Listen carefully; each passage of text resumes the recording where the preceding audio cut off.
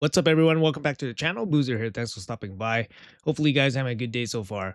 In today's video, we got a couple announcements here in regards to the weekend champion chase, which is going to be the third and final summoning event for the Haggibah fusion.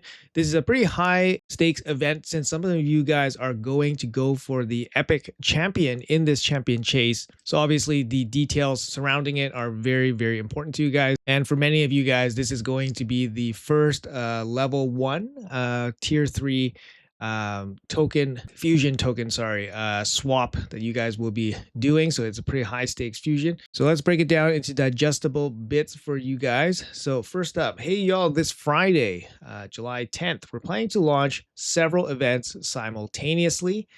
First, we're planning to launch 2x boost for summoning legendaries from sacred shards. This was very expected. Looks like they're keeping with their normal schedule, and 2x sacred shards was the expected rotation, so not too surprising here. And then the second part of this, there's also a progressive event that they're attaching to this.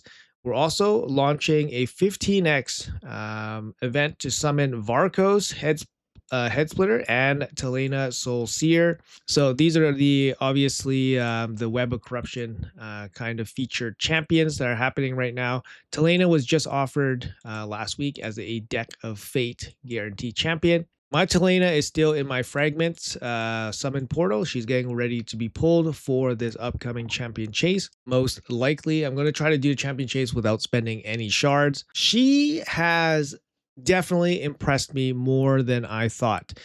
Initially, when I play tested her, she was better than I thought. And playing against her recently, I think she has performed better than expected. A lot of people say that Fabian is hands down stronger than her without question in like almost every situation.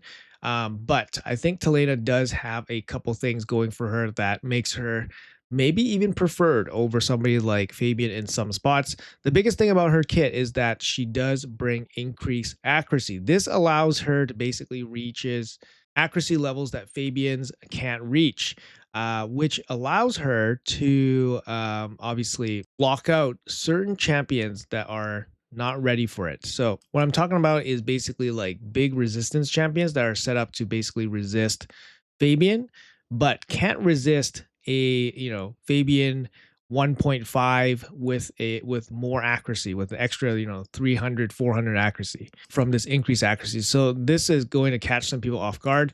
And then of course the poisons is great for PvE content, great for bosses and stuff like that, and they actually pitch in a little bit of damage for arena fights. So Talena, definitely very amazing champion, very happy that we got her.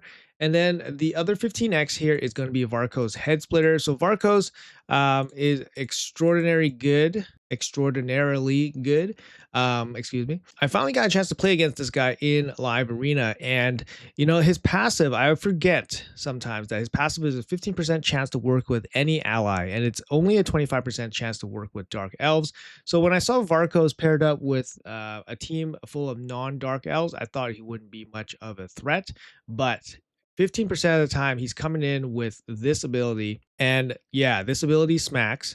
And he's also a huge threat because if he kills you, it's going to be a block revive. So that's going to be a huge threat, even without a team of dark elves. And you just bring this guy along in, like, for example, live arena, he's going to be very, very powerful. I think in the faction wars, he's going to be insanely strong. And even in arena, he might actually be interesting. I have showcases for both Varkos and Talena. Make sure you guys check out the showcases on them. They performed extremely well, and I think they're good champions overall. Now, with that being said, we just had the guarantee for Talena, and we should be expecting Varkos's Head Splitter guaranteed event sometime before the end of the Web of Corruption campaign ends, and that's probably going to be sometime in July. Now, if you guys are not interested in these 15x champions at all, you can kind of see here the duration of the 15x events will be 1 day shorter than the duration of the 2x. So you can still benefit from the 2x boost without the 15x Varkos and Talena on one lone day. I think it's the last day of the summon rush of champion chase event. But wait, guys, there's more. So here's going to be the juicy part. We do have something else going along with this champion chase. So in addition, we're planning to launch a champion chase tournament where you'll be able to get a perfect soul for Haggibah, the nest maid. And also Xanthi, the sea flower. They mentioned this. This is going to be the epic and the horn viper champions for Haggibah's nest maid fusion. If you manage to take first place in the tournament in your group, it's going to be 100 players. I like that they specified this during this tournament. You will earn the Haggibah, the Nest Maid's Perfect Soul. The higher your level, the higher the rank of the Perfect Soul you will achieve. So 1 to 41, Haggibah will be a 3-star. 42 to 64, you get a 4-star. And then 65 to 100, you'll be getting the 5-star. Keep in mind that the minimum points will be 5,000 for the 5-star soul. If you don't reach the minimums, you're not going to get the perfect soul. That makes sense. And the event will last 3 days. So this was kind of expected to happen also because mainly, yeah, there's only so many weeks left for the Web of Corruption event that they have to jam in all of these rewards. And for something like Haggibah, it was very unlikely that Haggibah's 5-star soul would have been something like a Titan event or a Hero's Path by itself. Not a lot of people would go for it, I think. I think Plarium recognizes that she's probably not going to be a hugely sought after champion. Now, if you were interested in going for her 5-star soul, is it worth it? Her with a 5-star soul is way better than her without a 5-star soul, obviously. The 5 stars will give her accuracy. She needs accuracy to land all her debuffs. She got the HP burn here and the bombs here, of course. She also has the leech on the A2. So that's going to be very helpful. But for Haggibah, the 1-star is going to give her a boost also because the 1-star gives her a ton of HP. So that might be enough for you guys if you guys were planning to use her. Just the 1-star you guys can pick up from the shop. But a 5-star with the extra accuracy is definitely going to be very useful if you want to use her in any kind of serious capacity. Now, does that mean it's worthwhile to chase her in a winner take all? I don't really think so. I mean, if you have a chance to win her 5-star soul as kind of like a collateral reward while you're pulling shards for maybe like the epic or something, and then you just come out winning, that obviously you're not going to say no to. But keep in mind, this champion chase is a 2x sacred shard event. It's not going to be easy to get points in this champion chase unless you have things saved up that doesn't require you to rely on the quality of champion that comes out of shards. So pulling shards is going to be a tough way to get points during this champion chase unless you get pretty lucky, right? So you're going to have to rely on things like fragment summons. Obviously set values. Each one of these legendary champions that I pull will be worth 500 points. Obviously, the remnant summons would be very good. You're expected to get at least 250 points from here. We also have Valerian from the login champion free reward. So if you guys can delay that for 2 days, you guys can collect him for a free 500 points. So just doing it like this, finding other ways to get points in a champion chase without relying on shards for this type of event where it's 2x sacred, you're not getting a good boost. You're not going to get a lot of points from pulling sacred shards. You definitely don't want to pull sacred shards here if you can help it. Then hopefully the points will come a little bit easier for you guys while you're doing the champion chase. It's not a great champion chase to jump into with, of course, sacred shards. So try to use like mystery shards. And if you absolutely have to use the smallest shards, if possible, you're just not getting the best points per shard as you would if there was a 2x going on for like voids or ancients. But honestly, if you guys watched any of the schedule plans, this was, like I said, very much expected.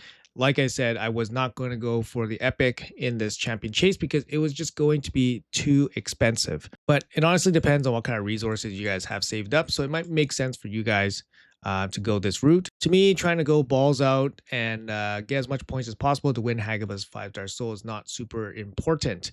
The other good thing is that the Corrupted Coalition event does not rely on Haggibah's 5-star soul as a quest, which is a really good touch, because I think in the past there was quests that required you to pick up the soul for the fusion champion.